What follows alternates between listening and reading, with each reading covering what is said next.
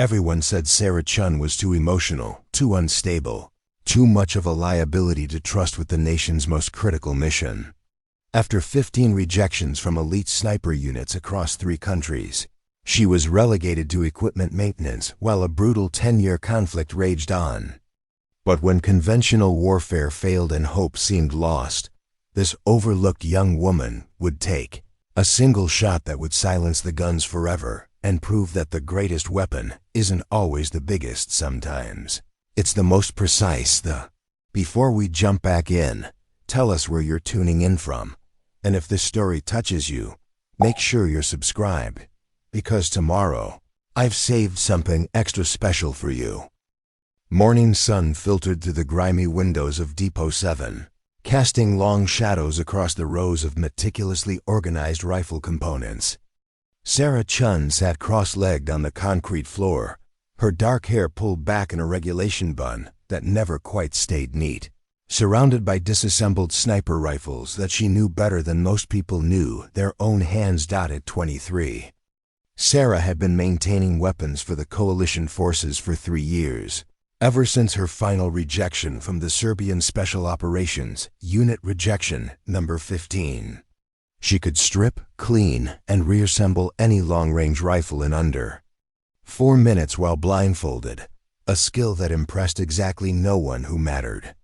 The soldiers who brought their weapons to her called her parts behind her back, as if she were just another component in their military machine, useful but ultimately replaceable. The irony wasn't lost on her. She spent her days handling the very weapons she'd been deemed unfit to fire in combat, calibrating scopes for snipers who couldn't match her precision on the practice range, maintaining equipment for men who'd never achieved the accuracy scores she'd posted during her failed applications. But emotions, they said, too emotional, too likely to crack under pressure, too much of a liability when lives were on the line. Sarah's small frame, barely 5'3" inches and 115 pounds, didn't help her case. In a world where military prowess was often measured in physical presence, she disappeared into the background of mess halls and briefing rooms. Her voice, soft-spoken with traces of her American accent despite years in Eastern Europe, was easily drowned out by the booming confidence of career soldiers. When she spoke up during technical discussions, offering insights about ballistics or wind compensation that could improve mission outcomes, she was met with patronizing nods and subtle dismissals. The current morning routine was no different. Sergeant Kozlov dropped his rifle on her workstation with a careless clatter that made Sarah wince, not from the noise, but from watching a precision instrument treated like a blunt tool. "Scope's been drifting left," Kozlov grunted without looking at her. "Fix it before the afternoon patrol." Sarah examined the weapon, immediately spotting the loose mounting screw that any competent marksman should have noticed. "The parallax adjustment is also off," she said quietly. "If you're engaging targets beyond 400 meters, you'll want to just fix the drift." Kozlov interrupted, already walking away. "Leave the tactical advice to people who actually pull triggers in the field." This was her life. Invisible expertise. In a visible world, technical mastery dismissed by practical ignorance. Sarah had grown accustomed to the casual dismissal, but it still stung every time. She understood their reasoning, even if she disagreed with it. The ongoing conflict had claimed thousands of lives over the past decade. Command couldn't afford to take risks on personnel who might falter when the pressure mounted. But their risk assessment was based on assumptions, not evidence. What they didn't know, what she'd never told anyone, was that Sarah had never missed a shot that mattered, not once. Not in training, not in qualification trials, not even during the stress testing scenarios that had eliminated dozens of other candidates. Her rejections had come from psychological evaluations, from concerns about her emotional responses to simulated combat situations, from doubts about her ability to make lethal decisions without hesitation. The evaluator saw her tears after particularly intense scenarios as weakness. Sarah knew they were something else entirely, the emotional release that allowed her to process trauma without letting it cloud her judgment. While other candidates buried their feelings until they exploded in dangerous ways, she acknowledged hers and moved forward with clear focus. But military psychology wasn't interested in nuance. As she worked on Kozlov's rifle, Sarah's mind wandered to the intelligence reports she'd overheard in the command center. The war was reaching a critical juncture. Peace negotiations had stalled again, and both sides were preparing for what analysts called the final push, a bloody campaign that would determine the conflict's outcome through sheer attrition. Thousands more would die, and for what? A disputed border that had been redrawn dozens of times throughout history? Sarah finished the scope adjustment and set the rifle aside, then pulled out her personal notebook, a habit that had raised eyebrows among her supervisors. While other maintenance staff focused solely on mechanical issues, she tracked patterns, which weapons performed best under specific conditions, how different ammunition types affected accuracy in various weather scenarios, the subtle environmental factors that could turn a perfect shot into a tragic miss. Her data was comprehensive and potentially valuable, but no one had ever asked to see it. She was parts, not strategy. Her job was to fix things, not to think about them. But Sarah couldn't stop herself from thinking, from seeing connections and possibilities that others missed. It was the same compulsive attention to detail that made her an exceptional marksman and, according to her evaluators, an emotional liability. The depot's radio crackled with routine traffic, supply requests, patrol reports, casualty updates. Sarah listened with half an ear while she worked, building a mental map of the battlefield through fragments of communication. Somewhere out there, snipers she'd never been allowed to join were using weapons she'd personally calibrated to take shots she could make in her sleep, but today felt different somehow. The radio chatter carried an undercurrent of tension that made her pause in her work. Something was shifting in the delicate balance of the conflict, and Sarah couldn't shake the feeling that her overlooked expertise might soon become desperately needed. What no one at Depot 7 knew was that Sarah, Chun, spent every off-duty hour in a makeshift range she'd constructed in an abandoned quarry 15 kilometers from base, using surplus ammunition that she'd carefully requisitioned from inventory discrepancies and a collection of vintage rifles she'd restored to perfect working condition. She maintained a training regimen that would have impressed even the elite units that had rejected her. The quarry provided the perfect environment for her secret practice sessions. Its irregular terrain offered shooting positions from 100 to 1,200 meters, with natural wind channels that created challenging conditions similar to combat scenarios. Sarah had mapped every distance, calculated wind patterns at different times of day, and documented how temperature variations affected bullet trajectory. Her personal range book contained more detailed ballistic data than most military units possessed. 3 mornings a week, she arrived at the quarry before dawn, carrying her equipment in a worn duffel bag that looked like standard gym gear to anyone who might ask. Her favorite rifle was a restored M24 that she'd rebuilt from components deemed beyond repair by the depot's official assessment. The weapon now shot sub-OA groups at distances that would challenge Olympic competitors, its accuracy limited only by Sarah's ability to read environmental conditions, but her training went far beyond marksmanship. Sarah had studied military psychology, combat stress management, and tactical decision-making through correspondence courses and online resources that she accessed during her limited internet time. She'd analyzed thousands of hours of helmet camera footage from successful sniper operations, studying not just the technical aspects of long-range shooting, but the mental preparation and emotional control required for precision under extreme pressure. Her emotional regulation techniques were self-developed, born from the criticism she'd received during psychological evaluations. Sarah had learned to channel her emotional sensitivity into a tactical advantage, using her heightened awareness of stress and fear to maintain better situational awareness than soldiers who simply suppressed their feelings. When adrenaline spiked, preparing and narrating this story took us a lot of time, so if you are enjoying it, subscribe to our channel, it means a lot to us. Now back to the story. She knew how to breathe through it.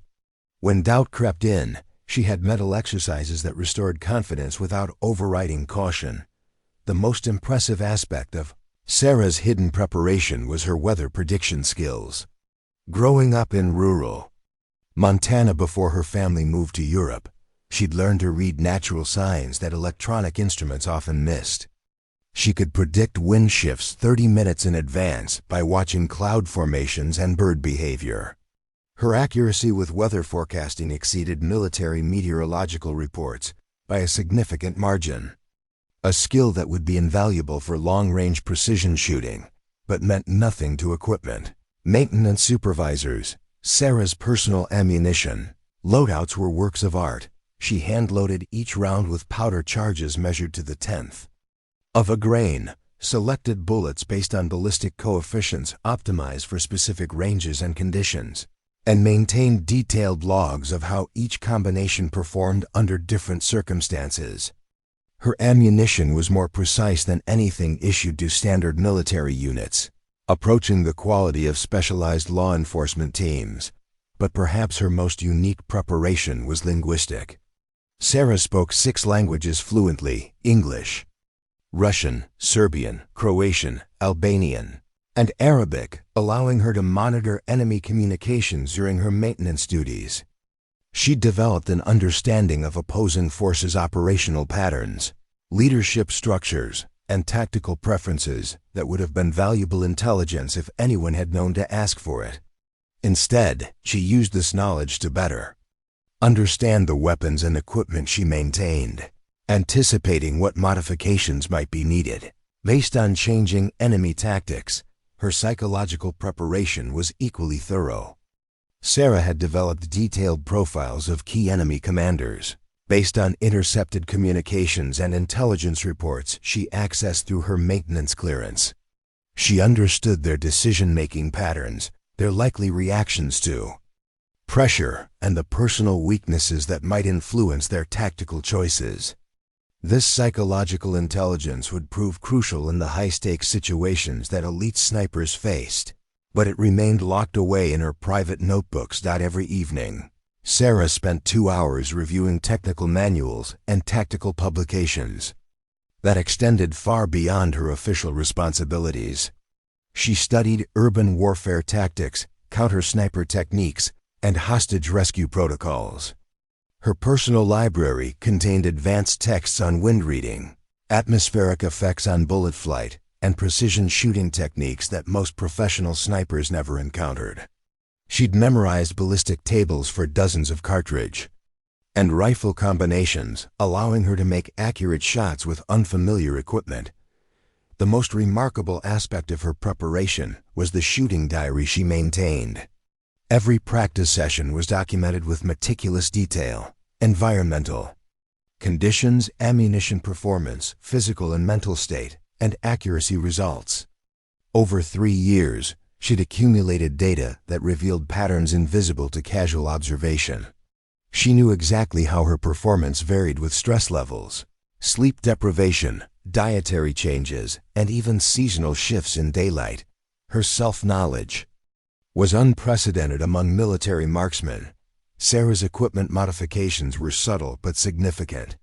She'd improved trigger mechanisms on standard rifles, optimized scope mounting systems, and developed custom cheek rest adjustments that improved consistency.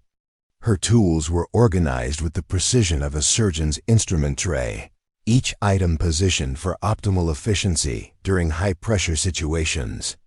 She could prepare for a precision shot faster than most snipers could identify their targets. But all of this preparation remained invisible to the military hierarchy that had rejected her 15 times. They saw a small, emotional woman who counted spare parts and organized supply inventories.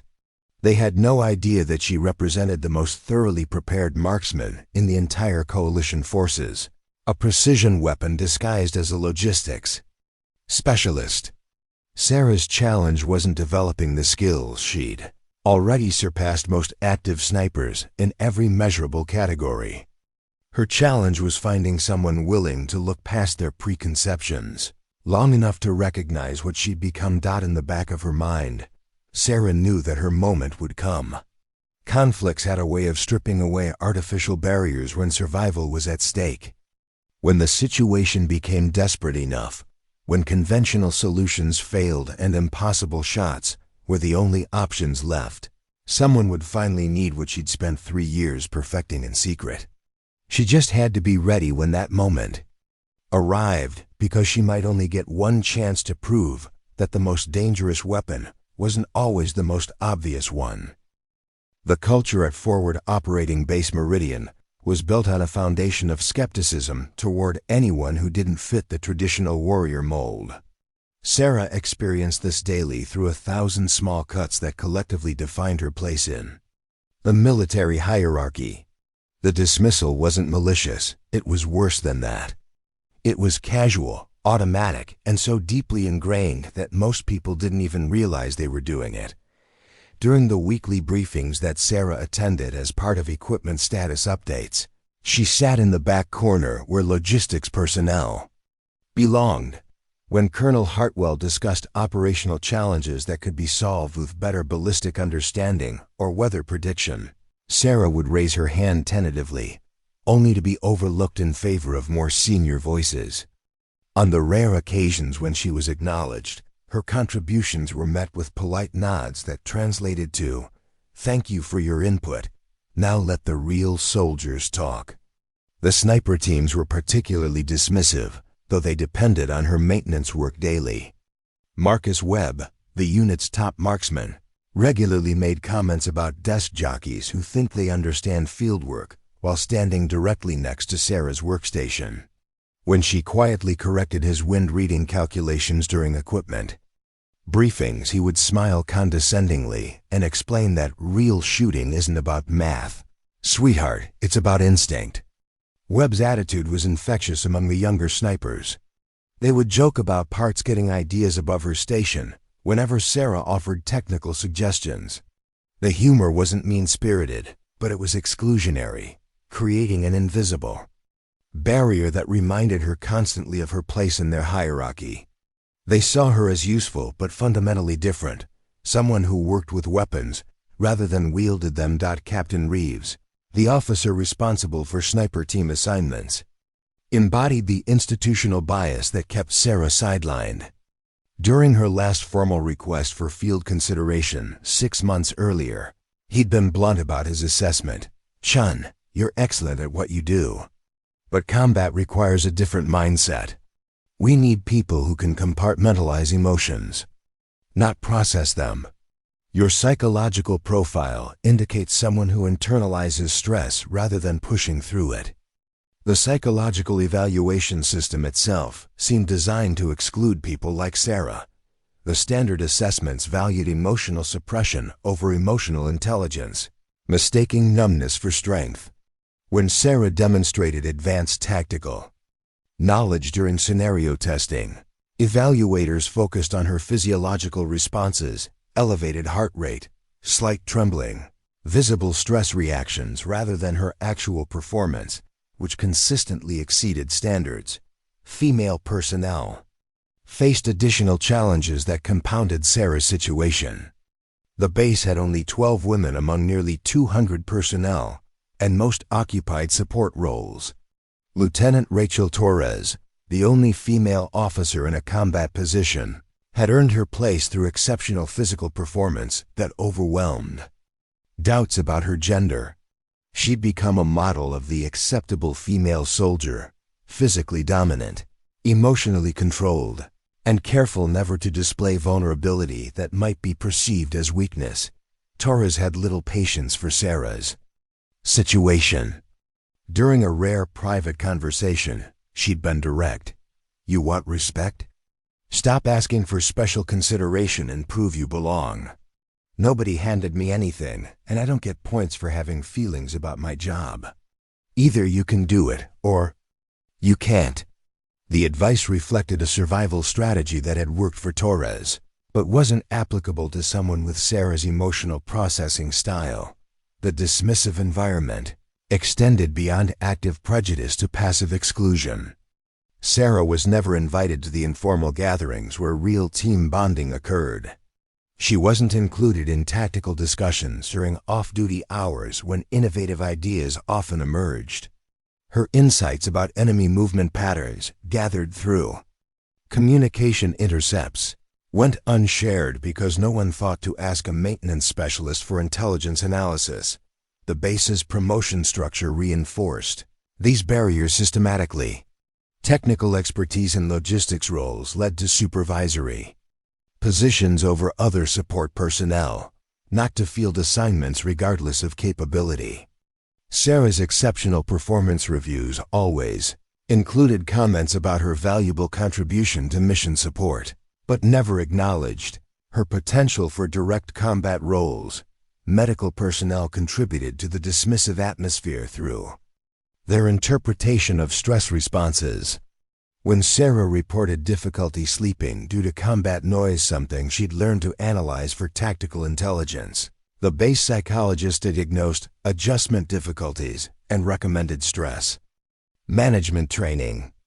Her hypervigilance, which enhanced her situational awareness, was treated as a symptom to be managed, rather than a skill to be developed. Even well-meaning colleagues perpetuated the dismissive culture through protective attitudes. Sergeant Mitchell, who supervised the maintenance depot, regularly praised Sarah's work while emphasizing how valuable she was behind the scenes. His attempts to shield her from criticism inadvertently reinforced the perception that she needed protection from the harsh realities of combat operations. The most frustrating aspect of the dismissive environment was its self-reinforcing nature. Because Sarah was excluded from field operations, she couldn't demonstrate combat capabilities that might change perceptions.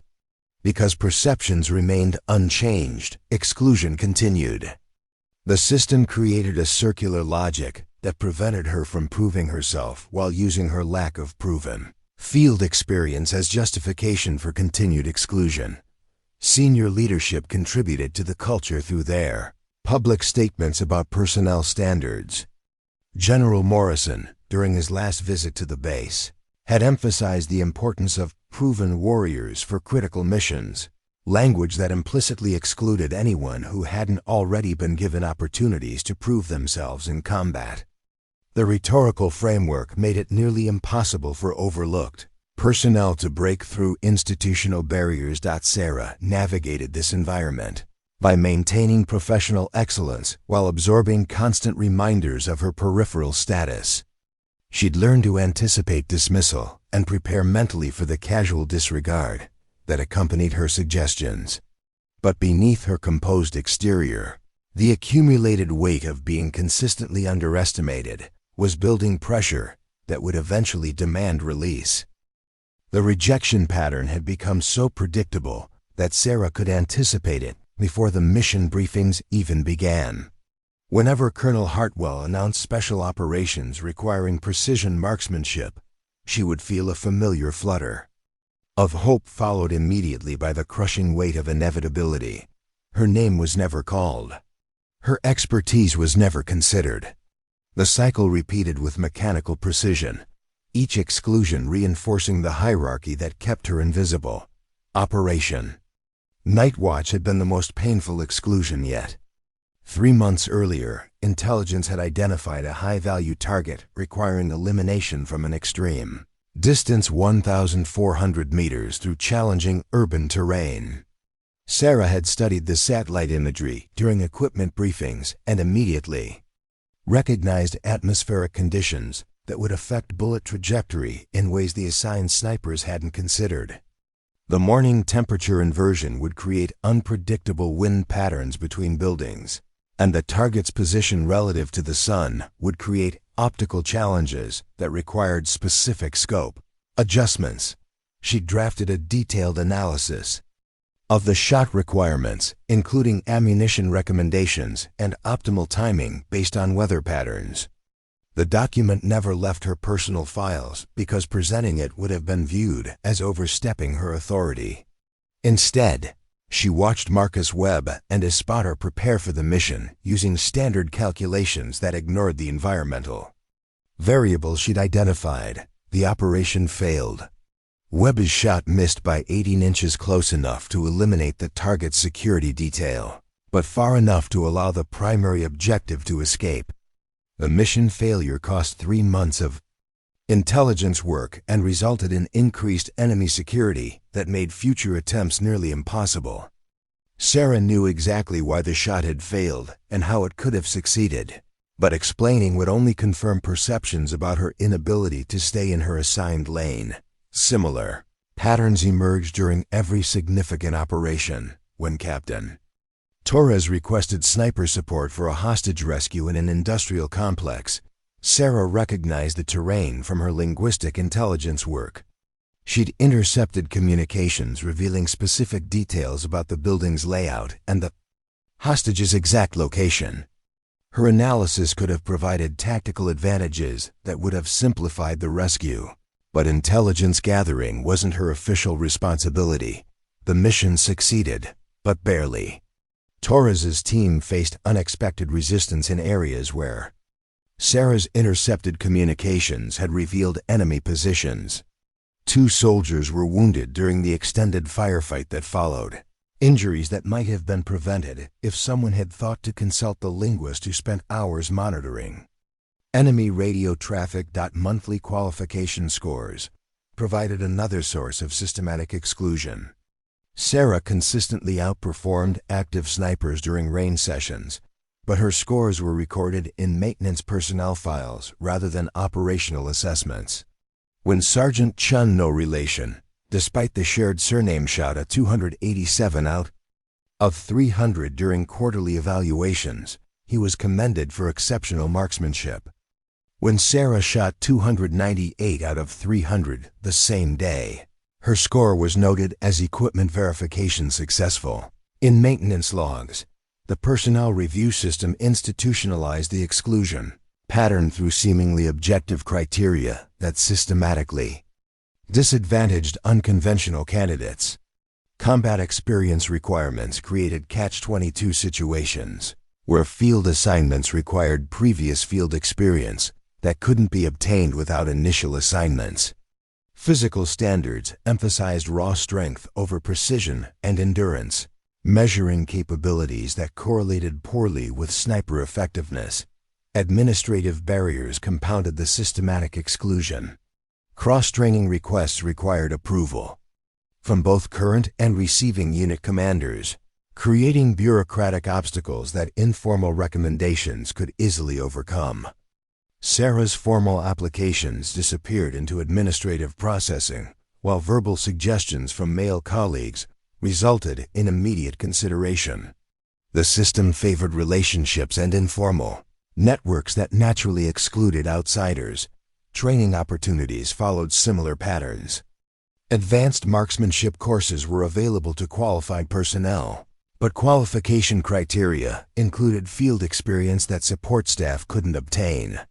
When Sarah requested permission to attend a precision shooting seminar, her application was denied due to mission-critical maintenance requirements during the training period.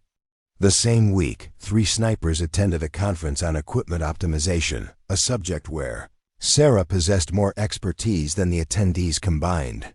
Deployment assignments revealed the most significant exclusion patterns.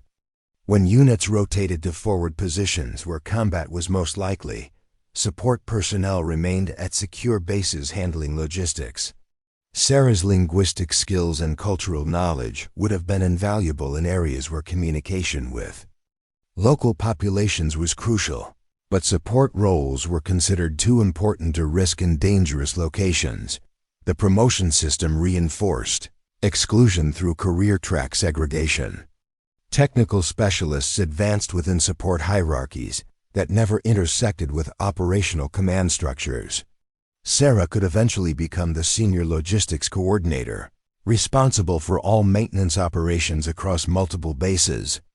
But she would never command a sniper team, regardless of her tactical knowledge or marksmanship skills. Performance feedback consistently praised Sarah's technical competence, while implicitly discouraging broader ambitions. Her annual reviews included phrases like exceeded expectations within assigned responsibilities and valuable contribution to support operations, language that recognized excellence while defining its boundaries. The message was clear: excel in your lane, but don't aspire to different lanes.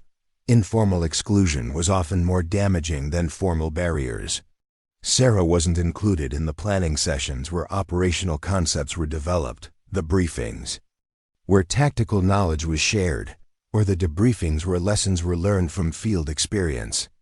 Her insights about enemy capabilities, gathered through maintenance work and linguistic monitoring, remained isolated within support channels that rarely connected to operational planning. The psychological impact of systematic exclusion was cumulative and insidious.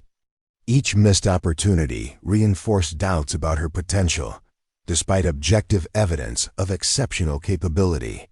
Sarah began to internalize the limitations others imposed, questioning whether her aspirations were realistic or simply products of unrealistic self-assessment.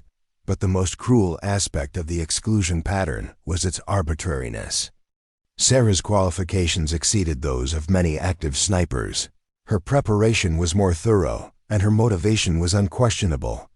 The barriers keeping her sidelined were cultural and institutional rather than performance-based, making them simultaneously absolute and unjustified. As the conflict entered its 10th year with no resolution in sight, the exclusion patterns that had defined Sarah's military career were about to encounter a situation where conventional wisdom and traditional hierarchies would prove insufficient. The crisis that would finally break down institutional barriers was approaching, and with it, Sarah's long-awaited opportunity to prove that the most effective solutions sometimes came from the most overlooked sources. The emergency alert pierced through the routine morning quiet of Forward Operating Base Meridian at 0347, hours on what had started as an unremarkable Tuesday. Sarah jolted awake in her quarters, immediately recognizing the specific pattern of long and short blasts that indicated a priority alpha crisis, the highest level of operational emergency. Within minutes, the base erupted into controlled chaos as personnel rushed to emergency stations. Sarah arrived at the depot to find Sergeant Mitchell already coordinating equipment distribution for what appeared to be a massive mobilization. The communications channels buzzed with fragmented reports that painted an increasingly dire picture. Somehow, enemy forces had managed to infiltrate deep into coalition territory and had taken control of the Petrova Dam, a critical infrastructure target that supplied power and water to over 2 million civilians. "This is unprecedented," Mitchell muttered as he reviewed the initial intelligence reports. "They've got at least 40 hostages, including the dam's engineering staff and a delegation of international observers.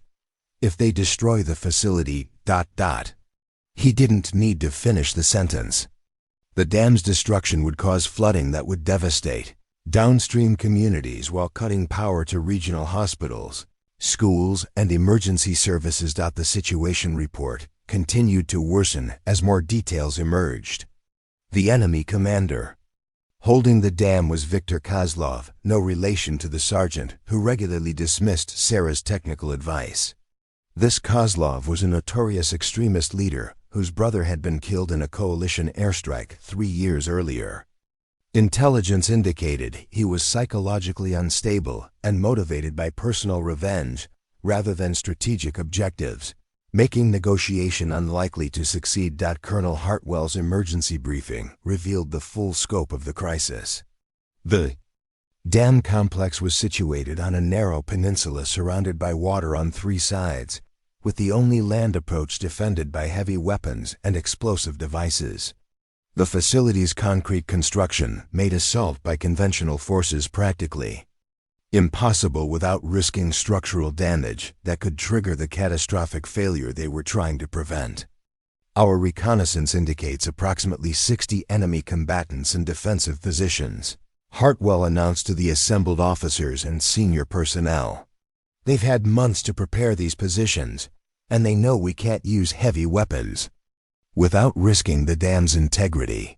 This is as close to an impossible tactical situation as we're likely to encounter. The enemy's timing was strategically perfect and personally devastating. Peace negotiations were scheduled to resume in Geneva within 48 hours, and international pressure for a resolution was mounting. If the coalition forces couldn't resolve the crisis quickly and cleanly, the resulting humanitarian disaster would likely end any chance of negotiated settlement. The war that had raged for 10 years was approaching its most critical juncture. Sarah listened to the tactical discussions with growing frustration as senior officers debated options that ranged from difficult to impossible. Assault teams couldn't approach without crossing open terrain under heavy fire. Helicopter insertion was impossible due to the facility's air defense systems. Artillery and airstrikes were ruled out because of structural damage risks and civilian casualties. Captain Torres suggested a water-based approach using combat divers, but the dam's intake structures created currents that made underwater navigation extremely dangerous.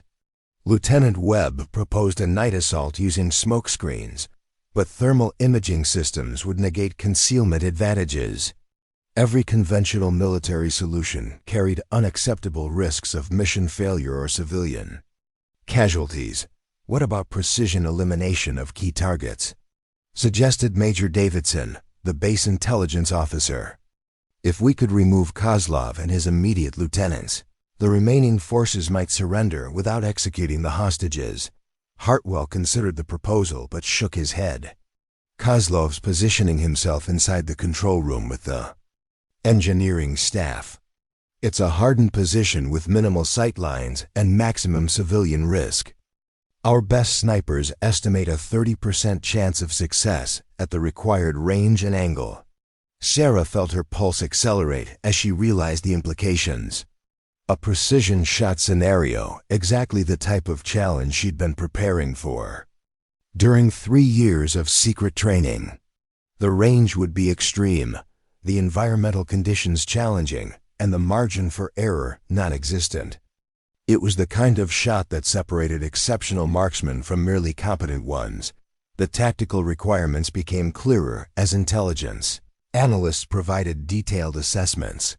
The shot would require engaging a target at approximately 1,200 meters through a narrow window opening, accounting for wind patterns affected by the dam's structure and water surface.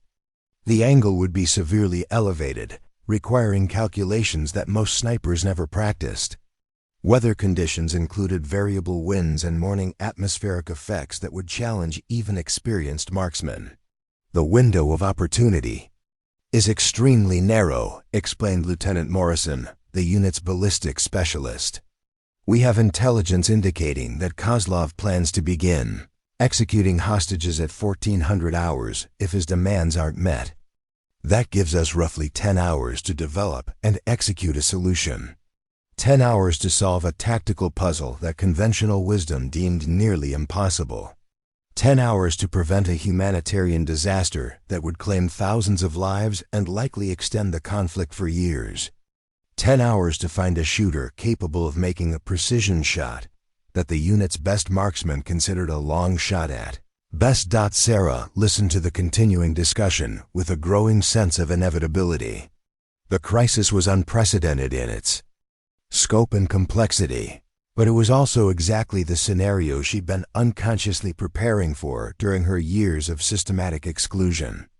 Every rejected application, every dismissed suggestion, every overlooked contribution had been leading to this moment when conventional solutions would prove inadequate.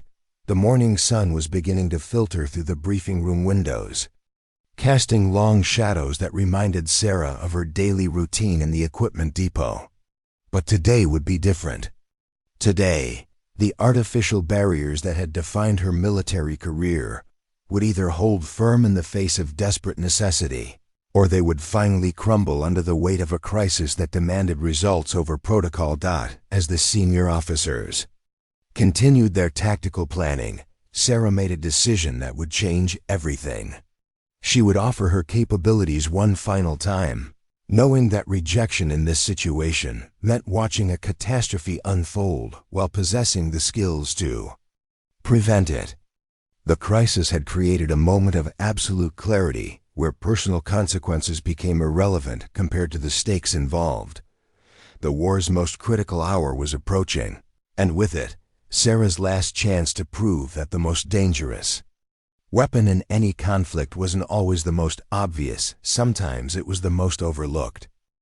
The tactical planning session had been running for 2 hours when Sarah finally gathered the courage to speak. The senior officers had exhausted conventional options and were cycling through increasingly desperate alternatives when she cleared her throat from her position near the back of the briefing room. The sound was barely audible over the heated discussion, but it carried enough determination to momentarily pause the conversation. "Sir," Sarah said, her voice steady despite the adrenaline flooding her system, "I've been analyzing the tactical requirements, and I believe I can make that shot." The silence that followed was profound and uncomfortable. Colonel Hartwell turned slowly, his expression shifting from intense concentration to bewildered irritation. Around the room, faces displayed reactions ranging from surprise to condescending amusement. Marcus Webb actually chuckled before catching himself and adopting a more professional demeanor. "Chun," Hartwell said carefully, "this is a tactical planning session for senior personnel. I think there might be some confusion about your role here." "No confusion, sir," Sarah replied, stepping forward slightly. "I understand the requirements. 1,200-meter shot, elevated angle, variable wind conditions, precision target acquisition through a narrow opening. I have the skills and preparation necessary to successfully engage that target." Captain Torres exchanged glances with Lieutenant Webb, her expression reflecting the incredulity shared by most people in the room. "Chun, this isn't a training exercise. We're talking about the most critical shot in this entire conflict. The margin for error is 0. "I'm aware of the stakes, ma'am," Sarah said. "I've studied the target area extensively through satellite imagery and intercepted communications. I understand the environmental factors affecting bullet trajectory, and I have experience with extreme-range precision shooting under challenging conditions." Major Davidson leaned forward, his tone carrying the patience typically reserved for explaining complex concepts to children. "Chun, appreciate the enthusiasm, but precision shooting isn't about theoretical knowledge. It requires years of field experience, psychological conditioning, and physical capabilities that well, that take time to develop." "With respect, sir." "I have developed those capabilities," Sarah insisted. "My qualification scores consistently exceed current team standards, and my preparation for this type of scenario has been comprehensive and ongoing for 3 years." The room's atmosphere shifted from surprised tolerance to active dismissal. Sergeant Webb stood up, his body language conveying the authority he felt his field experience granted him. "Look, Parts, we all know you're good with equipment and numbers. But this is real-world application under life-or-death pressure. We're talking about a shot that professional snipers would consider extremely challenging." "I am a professional sniper," Sarah said quietly. "I've simply never been given the opportunity to prove it in the field." The statement triggered a wave of uncomfortable shifting and suppressed scoffs throughout the room. Colonel Hartwell's patience was clearly approaching its limits as he struggled to maintain professional courtesy while addressing what he viewed as an inappropriate interruption. During a critical planning session, "Chun, I need you to understand something," Hartwell said, his voice carrying unmistakable finality. "This mission requires someone with proven field experience, demonstrated performance under combat stress, and the psychological profile necessary for lethal force decisions. You're an exceptional maintenance specialist, but that's entirely different from combat operations. Sir, my psychological evaluations have consistently noted my attention to detail and ability to remain focused under pressure, Sarah persisted. The same traits that make me effective at equipment maintenance make me suited for precision marksmanship. Lieutenant Morrison consulted his tactical notes, then looked up with an expression of professional skepticism. Chun, even if we accepted your claims about marksmanship ability, which frankly seem inconsistent with your current assignment, this shot requires specific experience with extreme-range atmospheric calculations. We're talking about advanced ballistics knowledge that takes years to develop. I have that knowledge, Sarah said, pulling out her personal range book. I've been documenting atmospheric effects on bullet trajectory for 3 years, including the specific conditions we'll encounter at the dam site. I can predict wind patterns based on structural aerodynamics and water surface effects.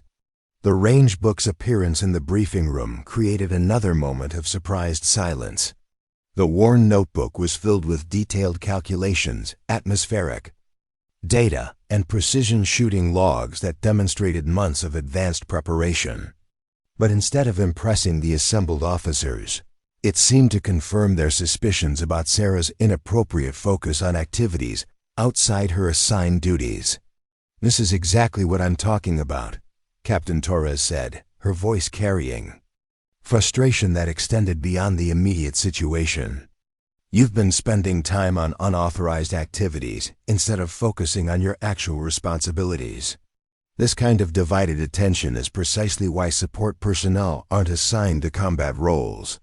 Major Davidson examined the range book briefly, then handed it back with an expression of concerned disapproval. Chun, this level of extracurricular preparation raises questions about your judgment and priorities. Military effectiveness requires personnel who excel within their assigned roles, not individuals who pursue unauthorized training in areas outside their expertise. The dismissal was becoming systematic and personal.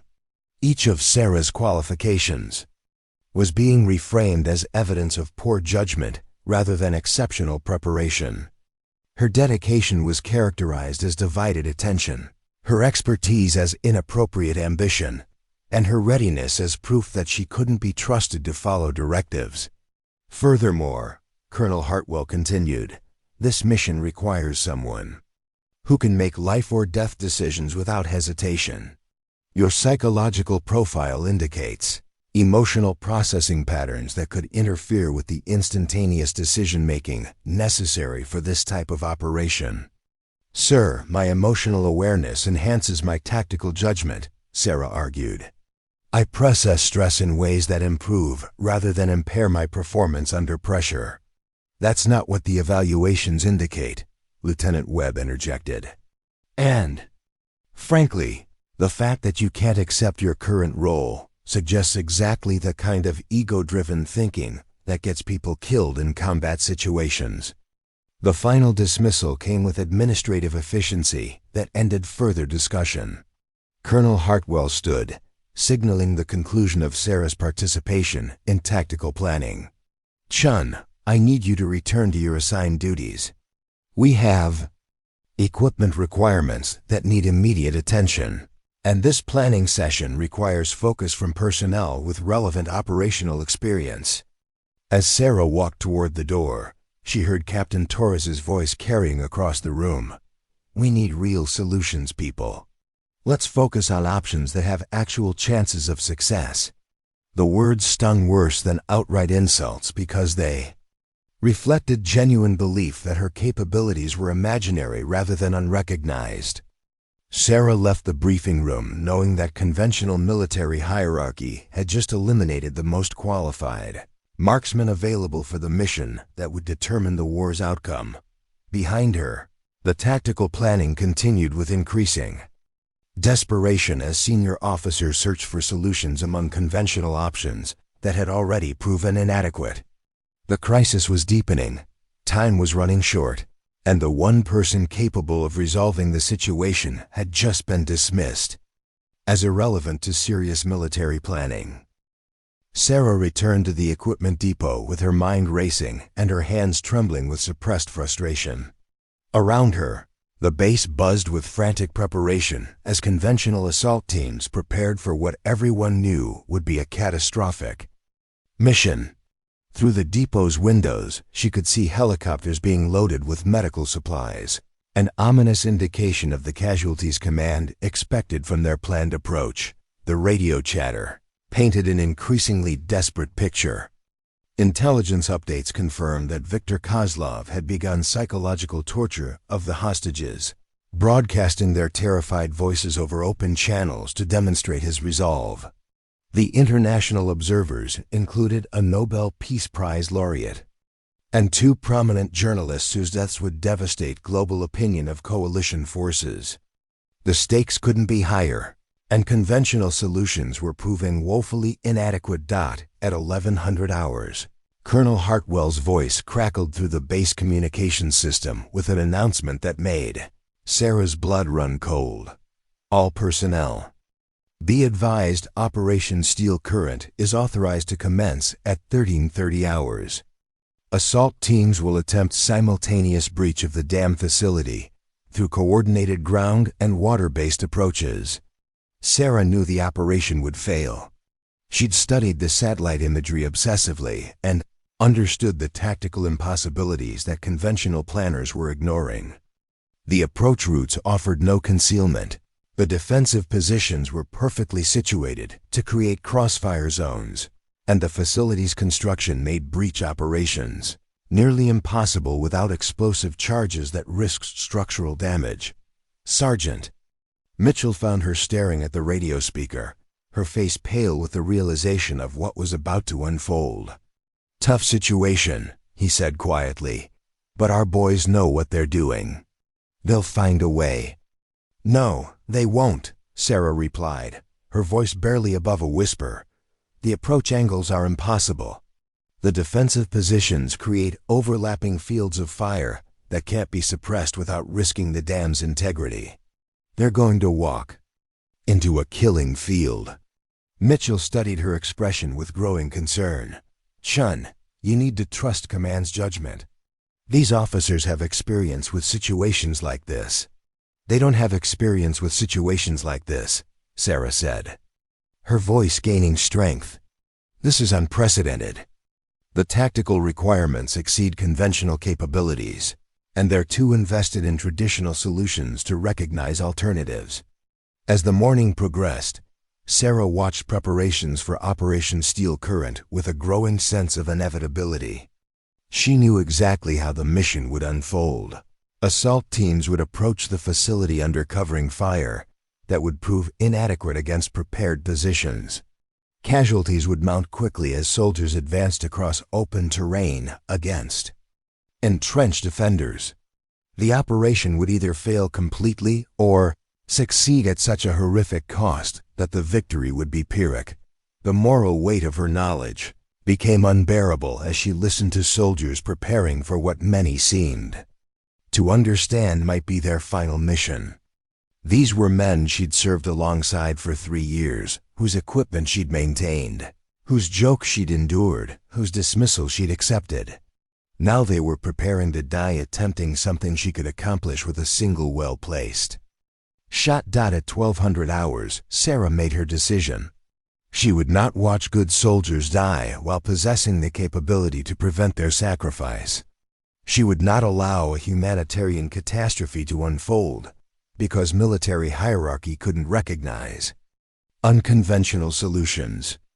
The personal consequences of unauthorized action seemed trivial compared to the lives at stake. Her plan formed with crystalline clarity, born from months of preparation and tactical study. The optimal shooting position was a ridge overlooking the dam complex, approximately 1,200 meters from the target building.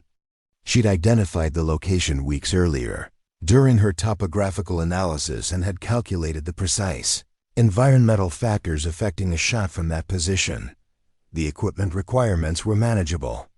Her personal rifle was more accurate than any weapon in the base's official inventory, and her hand-loaded ammunition was optimized for the specific range and conditions she'd encounter. Her meteorological equipment would provide real-time atmospheric data for trajectory calculations, and her linguistic capabilities would allow her to monitor enemy communications during the approach. The timing would be critical. She needed to reach the shooting position before Operation Steel Current commenced, but not so early that her absence would be discovered and the mission compromised. The window for action was narrow, perhaps 90 minutes to move from base to position, establish the shot, and execute before conventional forces began their doomed assault. Sarah began gathering her equipment with methodical precision, each item carefully selected for its contribution to mission success. Her movements were calm and deliberate, reflecting the emotional control that psychological evaluators had mistaken for instability. This was the moment she'd been preparing for, consciously or unconsciously, since her first rejection 3 years earlier. As she prepared to leave the depot, Sarah paused to write a brief message for Sergeant Mitchell, explaining her actions and accepting responsibility for their consequences. She knew that what she was about to attempt would be viewed as the ultimate act of insubordination, a violation of every principle of military discipline and chain of command. But she also knew that sometimes the greatest acts of service required breaking rules that were themselves obstacles to success. The choice between following orders and saving lives wasn't really a choice at all. It was a test of whether she valued protocol more than the principles that protocol was supposed to serve. Sarah shouldered her pack and walked toward the depot's rear exit, knowing that she was crossing a line from which there would be no return.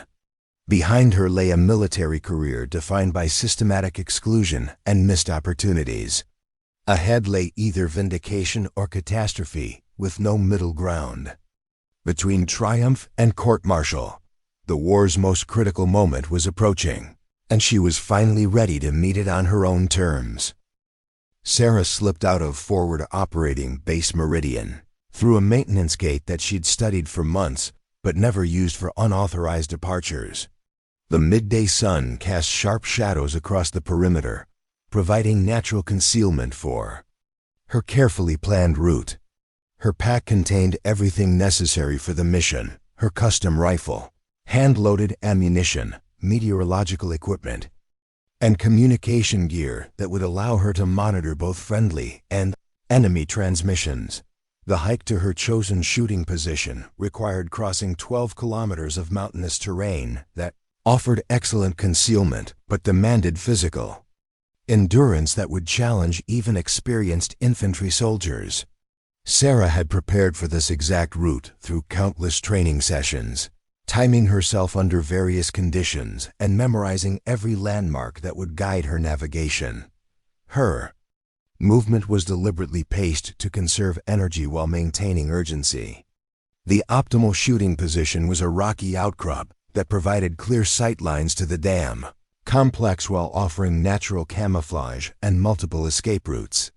She'd identified this location months earlier during her unauthorized terrain analysis, recognizing its tactical advantages for precision shooting scenarios. As she climbed higher into the mountains, Sarah monitored radio communications through her earpiece, tracking the progress of Operation Steel Current's final preparations. The assault teams were conducting equipment checks and receiving last-minute briefings that revealed their commander's desperation.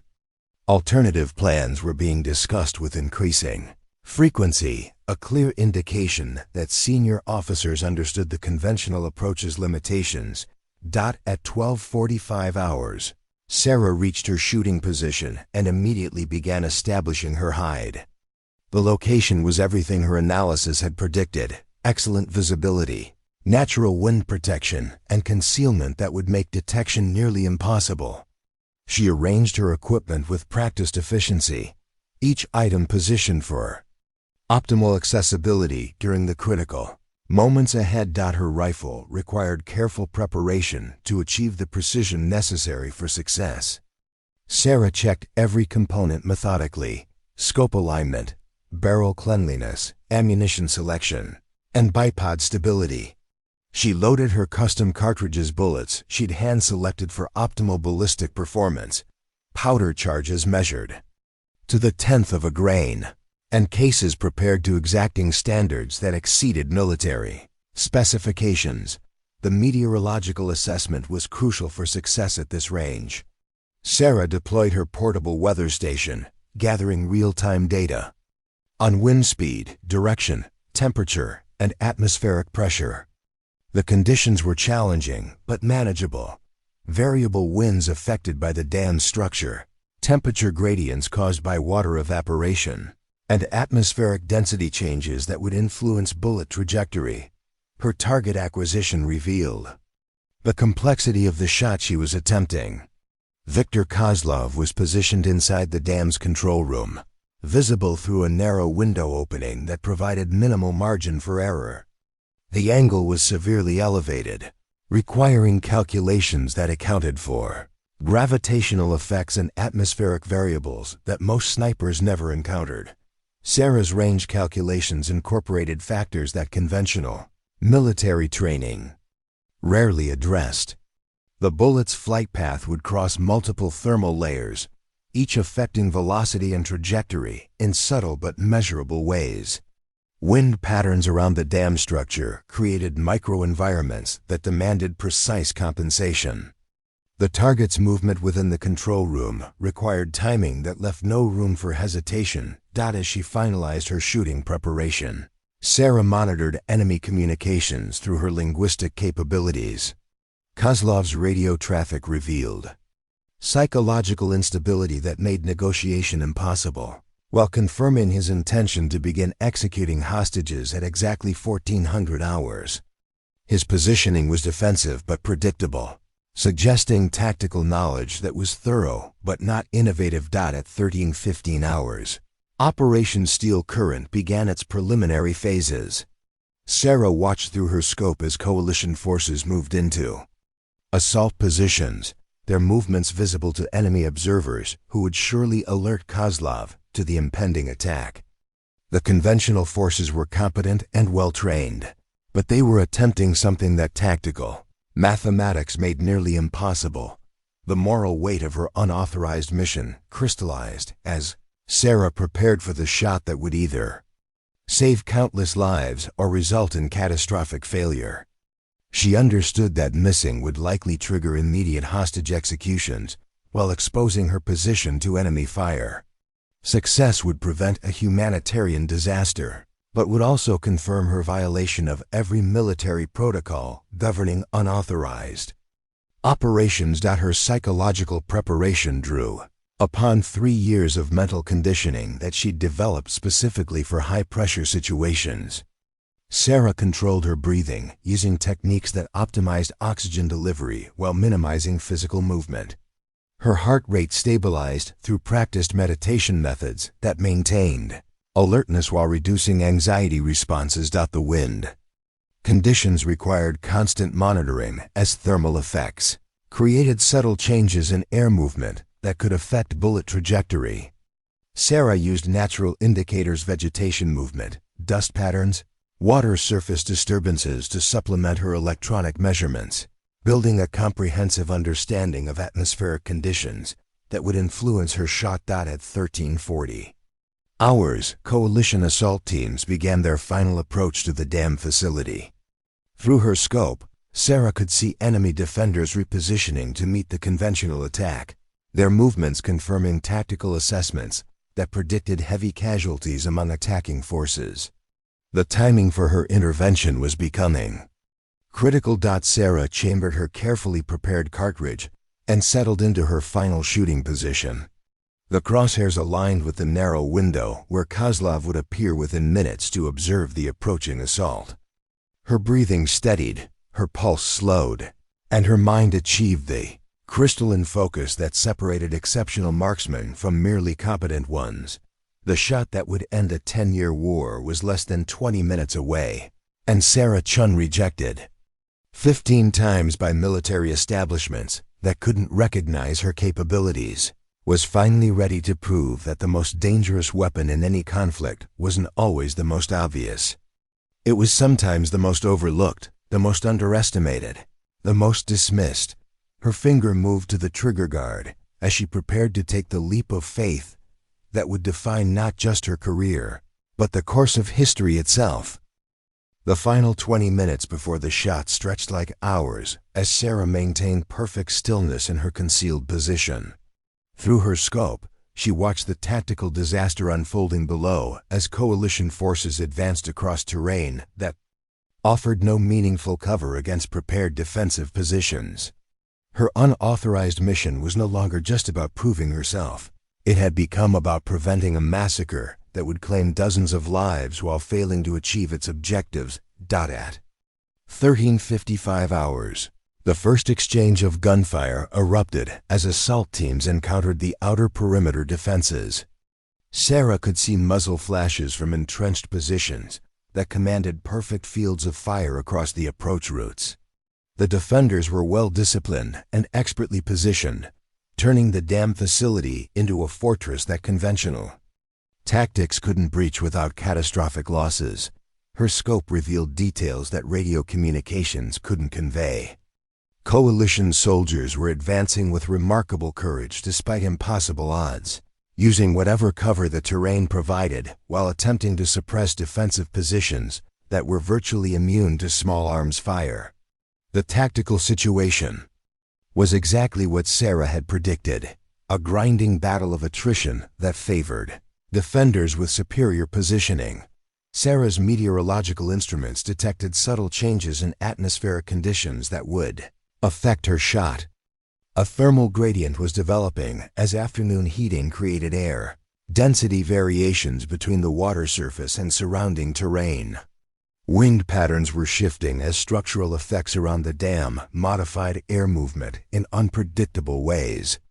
The shooting solution required constant recalculation based on evolving environmental factors. Through intercepted communications, she monitored Viktor Kozlov's psychological state as the battle intensified. His radio traffic revealed increasing agitation mixed with satisfaction at the casualties his forces were inflicting. The enemy commander was positioning himself near the control room window to observe the assault, creating the target opportunity that Sarah's mission required. At 13:58 hours, coalition forces reached the facility's immediate perimeter but found themselves pinned down by defensive fire that prevented further advance. The assault had achieved its maximum penetration and was beginning to stall as casualties mounted and ammunition supplies dwindled. Radio calls for medical evacuation confirmed the tactical assessment that Sarah had feared. Brave soldiers were dying attempting something that mathematics had already proven impossible. Her target acquisition became critical as Kozlov moved into position near the control room window. Sarah could see him clearly through her scope, a man whose personal trauma had driven him to actions that would claim thousands of innocent lives if her intervention failed. The shot angle was exactly what her calculations had predicted, challenging, but achievable for someone with her preparation and equipment. The crosshair alignment required absolute precision due to the narrow target window and extreme range. Sarah's breathing technique synchronized with her heartbeat to minimize physical movement during the critical seconds before firing. Her mental state achieved the focused calm that she'd practiced during hundreds of training sessions, where emotional awareness enhanced rather than impaired tactical performance. Wind compensation calculations incorporated real-time atmospheric data that her portable weather station provided continuously. The bullet's flight time at this range would exceed 2 seconds, during which environmental factors would influence trajectory in ways that demanded precise prediction. Sarah's hand-loaded ammunition performed according to ballistic coefficients that she'd verified through extensive testing. At 13:59 hours and 30 seconds, Sarah made her final sight adjustments based on target movement and wind conditions.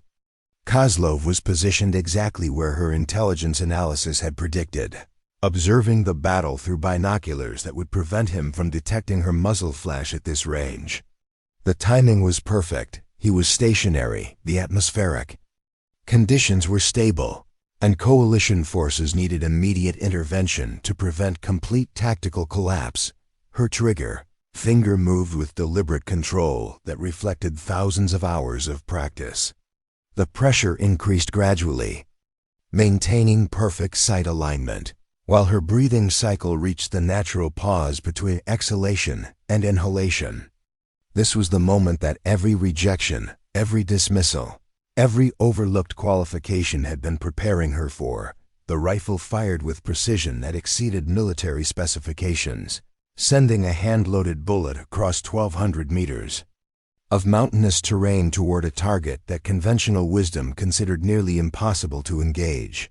The shot represented not just technical marksmanship, but the culmination of 3 years of preparation that had been dismissed as inappropriate. Ambition. Through her scope, Sarah watched the bullet's impact with perfect clarity. Viktor Kozlov collapsed instantly, his binoculars falling from nerveless fingers as the precisely placed shot eliminated the psychological driving force behind the hostage crisis. The control room window showed no movement. The enemy commander, who had threatened thousands of innocent lives, was no longer a factor in the tactical equation. The immediate effects were dramatic and decisive. Enemy communications descended into confusion as subordinate commanders struggled to understand what had happened to their leader. Defensive fire began to slacken as uncertainty spread through their ranks. Coalition assault teams recognized the sudden shift in enemy behavior and began advancing with renewed effectiveness. Sarah maintained her position to observe the mission's completion, though her primary objective had been accomplished. The shot that had taken 3 years to prepare and 30 seconds to execute had fundamentally altered the tactical balance at the dam facility. The 10-year war's most critical crisis was resolving in ways that would have been impossible through conventional military approaches. Her unauthorized mission had succeeded beyond her most optimistic projections. The humanitarian catastrophe that threatened thousands of lives had been prevented through precision application of capabilities that military hierarchy had consistently dismissed. The solitary journey from overlooked maintenance specialist to mission-critical marksman was complete. Now she faced the consequences of proving that sometimes the most effective solutions came from the most unexpected sources. The aftermath of Sarah's shot unfolded with startling speed as the psychological foundation of enemy resistance collapsed along with their commander. Through her scope, she watched confusion spread through defensive positions as subordinate leaders struggled to coordinate without Kozlov's central authority. The perfectly organized defense that had stymied coalition forces minutes earlier began fragmenting into isolated pockets of uncertain resistance. Radio intercepts revealed the extent of enemy disorganization as competing voices argued over command, succession, and tactical decisions. Sarah's linguistic skills allowed her to monitor conversations that revealed deep fractures within the enemy leadership structure. Kozlov's death had eliminated not just a military commander, but the personal motivation that had driven the hostage crisis beyond rational strategic objectives. Coalition assault teams immediately recognized the tactical shift and pressed their advantage with professional efficiency. Captain Torres's voice crackled through radio communications as she coordinated the renewed advance. All units, enemy resistance is fragmenting. Continue advance but maintain caution around civilian positions. The dam facility's defensive positions, which had seemed impregnable minutes earlier, became untenable as demoralized defenders began surrendering in small groups. The carefully coordinated crossfire zones that had pinned down assault teams lost their effectiveness as individual enemy soldiers focused on survival rather than tactical objectives. Sarah maintained her observation post to monitor the operations completion, knowing that her unauthorized intervention would soon be discovered. Her shooting position provided excellent visibility of the entire facility, allowing her to track both friendly and enemy movements as the tactical situation evolved rapidly in coalition favor. At 14:07 hours, the first group of hostages emerged from the dam facility under escort from coalition soldiers. The international observers and engineering staff appeared physically unharmed, but clearly traumatized by their ordeal. Medical personnel immediately began providing assistance, while security teams secured the surrounding area against potential counterattacks. The enemy surrender was remarkably swift once their command structure collapsed. Without Kozlov's psychological pressure and personal vendetta driving their actions, most defenders recognized the futility of continued resistance. By 14:15 hours, white flags appeared at multiple defensive positions as remaining enemy soldiers abandoned their weapons and requested medical assistance for their wounded. Sarah's radio monitoring revealed the extent of coalition casualties from the conventional assault. 7 wounded, 2 seriously, but no fatalities. The numbers represented a dramatic improvement over pre-mission casualty estimates that had predicted dozens of deaths from attempting to breach the facility's defenses. Her single precision shot had prevented a tactical disaster while achieving objectives that conventional approaches couldn't accomplish. Colonel Hartwell's voice dominated radio communications as he coordinated the post-crisis operations. Outstanding work. All units. Facility secured, hostages safe, enemy forces neutralized. This is exactly the kind of precision operation that defines professional military excellence. The irony of his praise wasn't lost on Sarah, who understood that the precision operation had succeeded only because someone with actual precision capabilities had violated orders to prevent the catastrophic failure of conventional tactics. The same military excellence that Hartwell praised had systematically excluded the person whose intervention made success possible. As she prepared to leave her shooting position, Sarah reflected on the magnitude of what she'd accomplished. A single shot had ended a crisis that threatened to extend a 10-year war indefinitely while preventing humanitarian catastrophe that would have claimed thousands of lives. The tactical requirements that military hierarchy had considered nearly impossible had been met through preparation and capabilities that they'd consistently dismissed. Her descent from the mountain was deliberately unhurried, allowing time for the immediate crisis response to stabilize before her return to base. Sarah understood that her unauthorized mission would trigger investigations and consequences that could end her military career. But the alternative, watching preventable deaths unfold while possessing unused capabilities, had been unacceptable. Base radio frequencies buzzed with reports of the operation's success as she approached the perimeter. Coalition forces had secured not just the dam facility, but a symbolic victory that would influence peace negotiations and regional stability for years to come. The crisis that had threatened to become the war's bloodiest single engagement had been resolved with minimal casualties and maximum strategic impact. Sarah reached the base perimeter at 16:30 hours, timing her return to coincide with the conclusion of post-mission operations. Her equipment showed evidence of recent use that would be impossible to conceal from investigation, but she'd accepted those consequences before beginning her unauthorized mission. Sergeant Mitchell was waiting at the depot entrance, his expression revealing knowledge that went beyond normal curiosity about her prolonged absence. "Chun," he said quietly, "Colonel Hartwell wants to see you immediately. Something about your whereabouts during the crisis." The moment of truth had arrived, not the moment when her shot determined the mission's success, but the moment when military hierarchy would be forced to confront the reality that their most overlooked soldier had accomplished what their most trusted personnel couldn't achieve. Sarah straightened her shoulders and walked toward what would either be vindication or court-martial, knowing that she'd already won the only victory that truly mattered. The war's most critical crisis was over, ended by someone who'd been rejected 15 times for opportunities to prove exactly the capabilities that had just saved thousands of lives.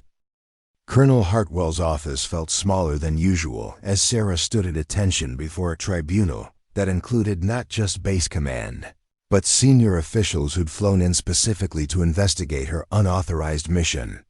The evidence was undeniable. Ballistic analysis confirmed that the shot eliminating Viktor Kozlov had come from her position, using her personal weapon and custom ammunition that matched forensic samples from the target area. "Specialist Chun," Colonel Hartwell began, his voice carrying the complexity of emotions that ranged from professional outrage to grudging amazement.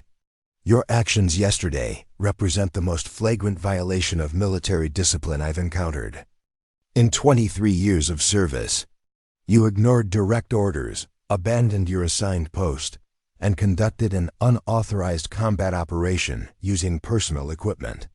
Sarah remained silent, understanding that her response would be less important than the results that spoke for themselves. The mission's success was absolute and undeniable. 0 civilian casualties, minimal military losses, complete tactical victory, and resolution of a crisis that conventional approaches couldn't solve. General Morrison, who'd arrived that morning from Regional Command, consulted a thick file that contained both Sarah's service record and detailed analysis of her unauthorized intervention.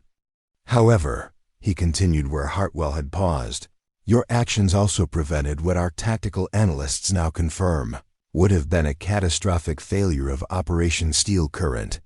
The admission hung in the air like smoke from a discharged rifle. Military hierarchy was acknowledging that their conventional approach would have failed, while an unauthorized action by their most overlooked soldier had succeeded beyond all expectations. The paradigm shift was profound and uncomfortable for commanders who'd built careers on established protocols. Our post-mission analysis indicates that conventional assault would have resulted in estimated casualties of 37 coalition personnel, with mission failure probability exceeding 70%. Lieutenant Colonel Hayes read from his intelligence assessment. "Your single precision shot achieved tactical objectives that multiple units couldn't accomplish through coordinated conventional assault." Sarah's vindication was complete, but came wrapped in institutional discomfort that revealed how deeply her success challenged existing assumptions. The same officers who dismissed her capabilities days earlier were forced to confront evidence that her preparation and skills exceeded those of personnel they'd trusted with critical missions. Captain Torres, who'd been among Sarah's most vocal critics, stepped forward with visible difficulty.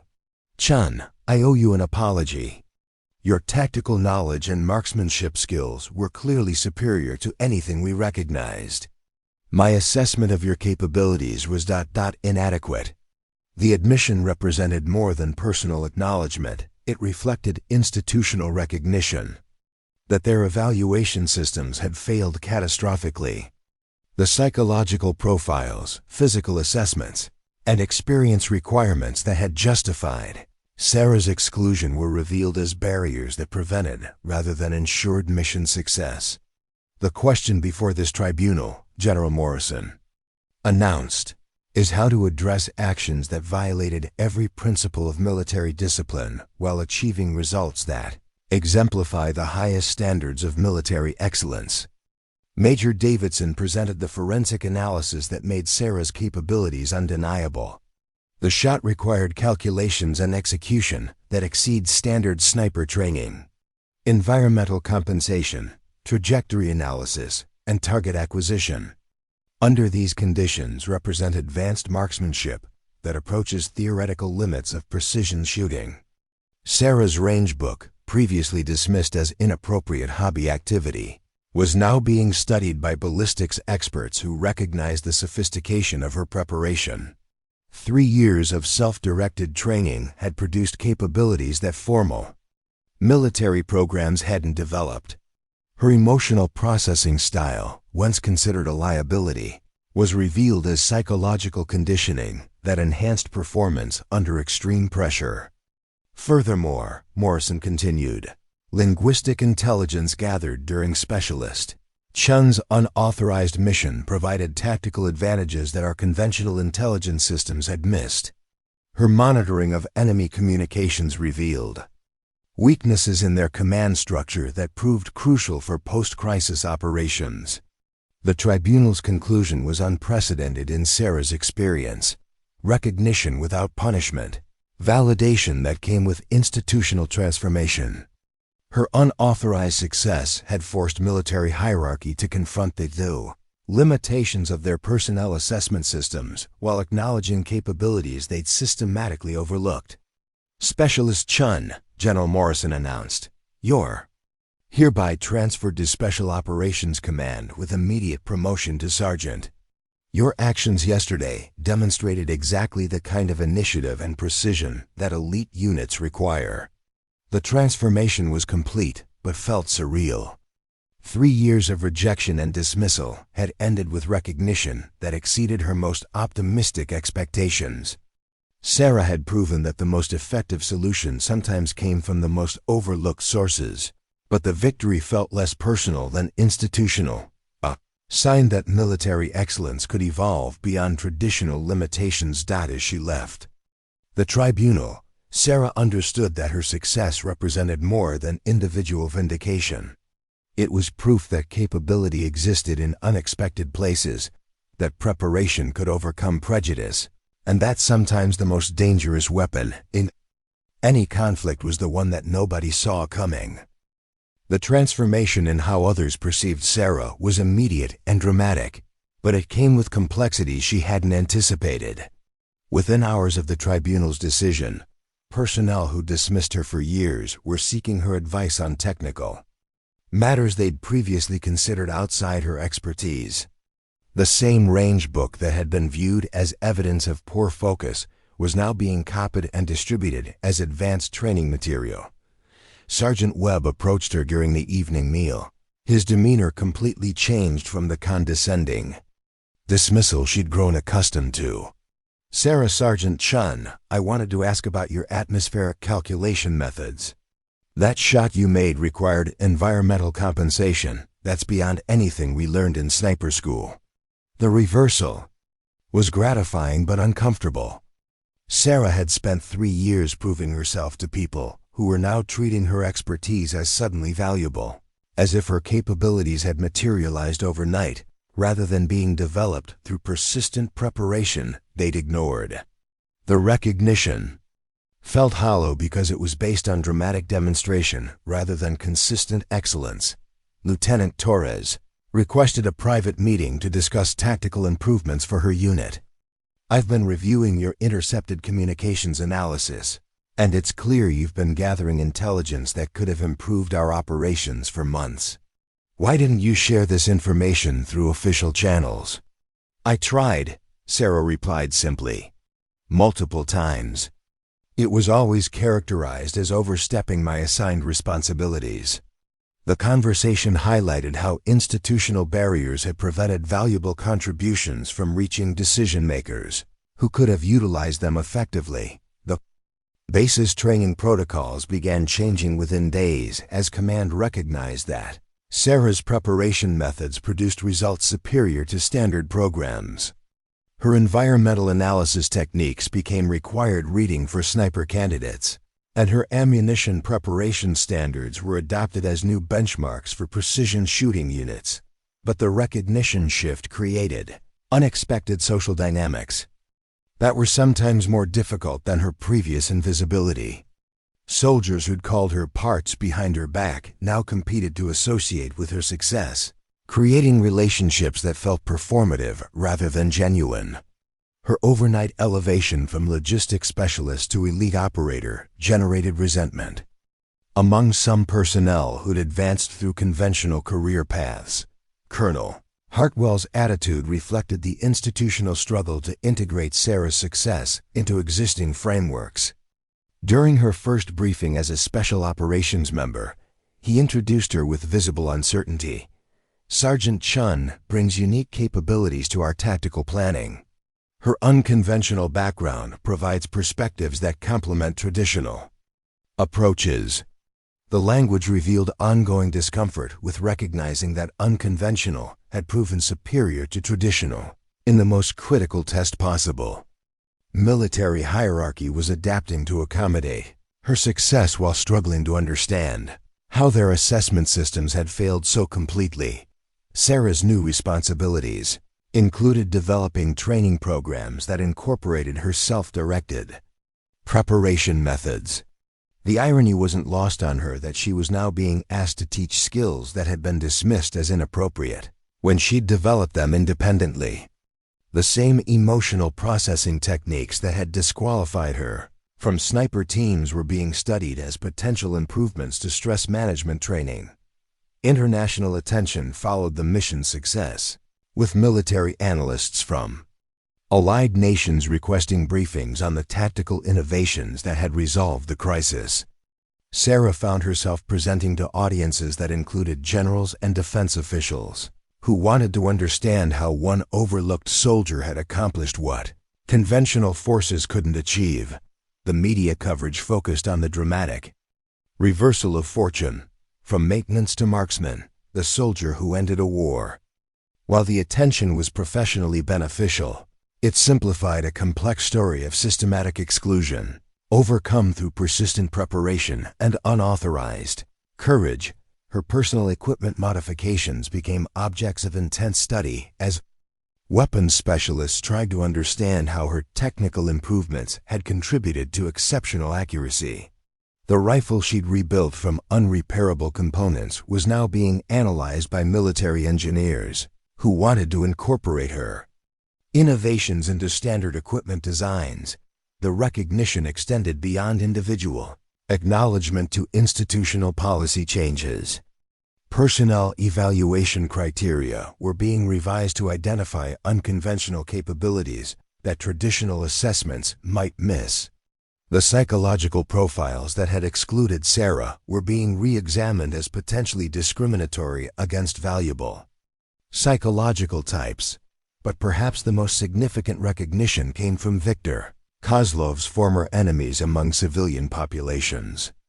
Word had spread through local communities that the crisis had been resolved by a single precise action rather than devastating assault that would have claimed innocent lives.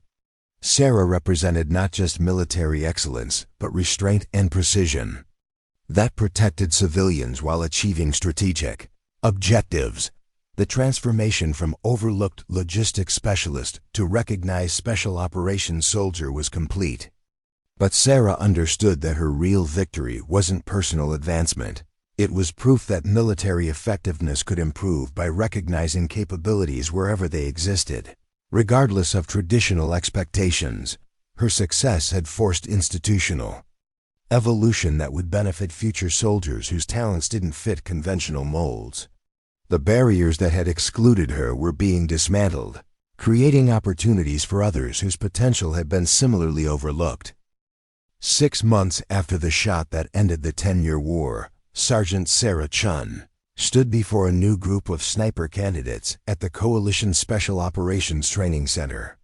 The morning sun cast familiar shadows across the mountain range that had once been a battlefield, now serving as a training ground for the next generation of precision marksmen who would benefit from lessons learned through her unconventional journey.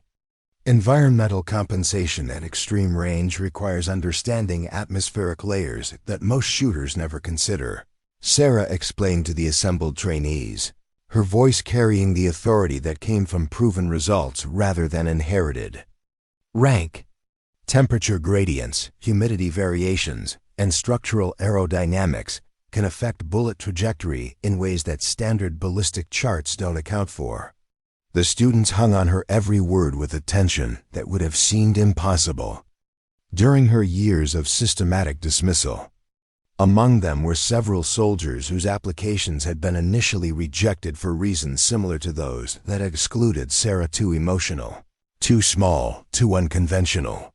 The training program she developed specifically sought candidates who demonstrated exceptional preparation and dedication, regardless of traditional qualifications. Her teaching methods incorporated emotional intelligence techniques that had once been considered liabilities. Students learned to use stress responses as tactical information rather than suppress them, developing psychological resilience that enhanced rather than hindered performance under pressure. The same sensitivity that had disqualified Sarah from sniper teams was now being cultivated as a strategic advantage. The training facility itself reflected institutional changes that followed Sarah's success. Equipment standards had been revised to emphasize precision over standardization, allowing soldiers to modify weapons based on individual capabilities and mission requirements. Her hand-loading techniques were taught as advanced skills, and her meteorological analysis methods had become standard curriculum for precision shooting programs. Colonel Hartwell, now commanding the Special Operations Training Center, regularly cited Sarah's unauthorized mission as an example of initiative that exemplified military excellence. The same officer who dismissed her capabilities had become an advocate for identifying and developing unconventional talents that traditional systems might overlook. Sergeant Chun's intervention demonstrated that the most effective solutions often come from unexpected sources, Hartwell told visiting defense officials during facility tours. Our training programs now actively seek students who show exceptional preparation and dedication, regardless of conventional qualifications. The policy changes extended throughout coalition forces as Sarah's success influenced personnel assessment systems across multiple nations. Psychological evaluations were revised to identify valuable traits that previous criteria had excluded, and promotion pathways were created for soldiers whose capabilities didn't fit traditional career tracks. Sarah's most satisfying achievement was watching former colleagues embrace expanded definitions of military excellence. Sergeant Webb had completed advanced linguistic training inspired by Sarah's communications intelligence work. Captain Torres had developed precision shooting skills that exceeded her previous capabilities. Even personnel who'd never aspired to combat roles were pursuing additional training that made them more versatile and valuable soldiers. The ripple effects of her unauthorized mission continued expanding as peace negotiations facilitated by the crisis's decisive resolution finally produced lasting agreements that ended regional conflicts spanning decades. Sarah's single shot had prevented humanitarian catastrophe, while creating conditions for diplomatic success that conventional military approaches couldn't achieve. But perhaps the most significant transformation was personal. Sarah no longer felt the constant pressure to prove herself that had driven her preparation for 3 years. Her capabilities were recognized and utilized appropriately, allowing her to focus on developing other soldiers rather than fighting for opportunities to demonstrate her own worth. Her current assignment involved developing counter-sniper tactics for urban environments, drawing upon her understanding of precision shooting to create defensive systems that protected civilian populations. The same skills that had eliminated an enemy commander were being applied to prevent similar threats in future conflicts. As she concluded the morning's training session, Sarah reflected on the journey from overlooked maintenance specialist to recognized special operations instructor. The rejection and dismissal that had once seemed like insurmountable obstacles had actually prepared her for success by forcing development of capabilities that exceeded standard military training. Remember, she told her students as they prepared for afternoon practical exercises, your most valuable qualification isn't what others recognize about you. It's what you've prepared yourself to accomplish when the moment demands excellence. The words carried weight, earned through experience that couldn't be taught directly. Sarah had learned that true military effectiveness required soldiers who prepared for opportunities that might never come, who developed capabilities beyond their assigned roles, and who understood that the greatest victories sometimes required breaking rules that limited rather than enhanced mission success. Her story had become more than personal vindication. It was proof that military excellence could evolve beyond traditional limitations when institutions recognized that capability existed in unexpected places. The soldier they'd rejected 15 times had not only ended a war with a perfect shot, but had transformed the system that had tried to contain her potential. The 10-year conflict was over, and Sarah Chun had found her place not just as a recognized soldier, but as a catalyst for institutional change that would benefit generations of future warriors, whose talents deserved recognition regardless of conventional expectations. If you enjoyed this story of transformation and perseverance, don't forget to subscribe and join our community where we explore inspiring tales of people who prove that limitations exist only until someone refuses to accept them. Up next, you've got 2 more standout stories right on your screen. If this one hit the mark, you won't want to pass these up. Just click and check them out. And don't forget to subscribe and turn on the notification bell so you don't miss any upload from us.